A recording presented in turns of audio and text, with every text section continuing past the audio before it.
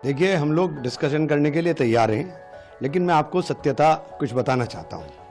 जो बार बार सरकार कह रही है कि मुसलमानों को कुछ नहीं बिगड़ेगा, वक्फ बाय यूज़र जो इन्होंने हटाने का काम किया है और कह रहे हैं कि हमने नहीं हटाया, उसके अंदर प्रावधान कर दिया कि कोई भी संपत्ति जो सरकारी हो, जिसके अंदर सरकारी हिस्सेदारी हो या विवादग्रस्त हो, उस संपत्ति को जब तक वक्फ नहीं माना जाएगा वो एक डेजिग्नेटेड ऑफिसर को उसकी जांच दी जाएगी, और जब तक उसकी जांच नहीं होगी वो तब तक विवाद संपत्ति वक्फ की नहीं रहेगी। उत्तर प्रदेश सरकार ने, इससे बड़ा उदाहरण नहीं दे सकता, उत्तर प्रदेश सरकार ने 78% प्रॉपर्टी 14,500 हेक्टेयर में से लगभग 11,500 हेक्टेयर लैंड सरकारी घोषित कर दी, जिसके अंदर खानकाएं, ईदगाहें, मस्जिदें और कदीमी मस्जिदें 400, 500 साल पुरानी मस्जिदें भी शामिल हैं, उनको सरकारी संपत्ति घोषित कर दी। और अब ये अधिकार चला जाए डेजिग्नेट, इस कानून के बाद डेजिग्नेटेड ऑफिसर के पास, वो तय कब करेगा उसकी कोई समय सीमा नहीं है कि वो कब तय करेंगे।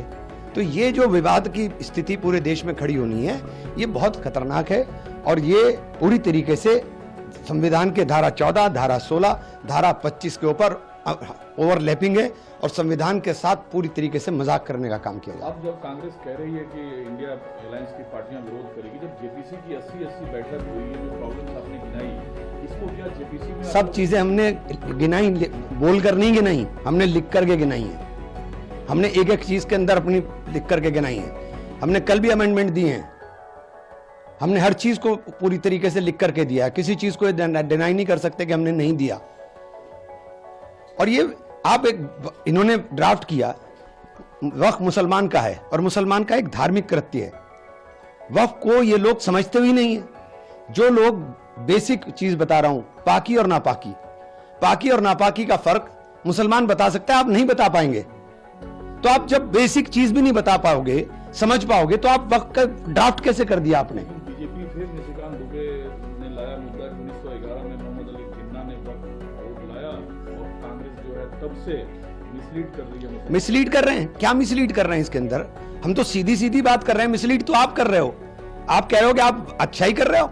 आपने लिमिटेशन एक्ट हटा दिया, आपने रास्ते खोल दिए कि जाकर के वक्फ की प्रॉपर्टियों पर कब्जा हो जाए, वक्फ की प्रॉपर्टियों के ऊपर उसी तरीके से आप एडवर्स पोजीशन के अंदर कोर्ट में चले जाएं। आपने रास्ते खोल रहे हो। करोड़ों रुपए की संपत्ति का किराया 200 रुपए आ रहा है, उसे बढ़ाने की बात नहीं कर रहे हो। आपने जो अपराध करता है वक्फ की संपत्ति कब्जाने का, उसकी सजा का प्रावधान भी कम कर दिया। हाँ, तो नीतीश कुमार चंद्रबाबू नायडू साहब को तय करना पड़ेगा। ये मुसलमान का 1947 के बाद सबसे बड़ा मसला है, इससे बड़ा कोई मसला नहीं है मुसलमान का। ये सारी प्रॉपर्टी जो वक्फ की गई थी हमारे पूर्वजों द्वारा, वो इसलिए की गई थी कि ये यतीमों के लिए, मिस्कीनों के लिए, गरीबों के लिए काम आ सकें। ये गरीब, यतीम, मिस्कीन के काम नहीं है, तो छीनने का काम हो रहा है, लूट मच गई है।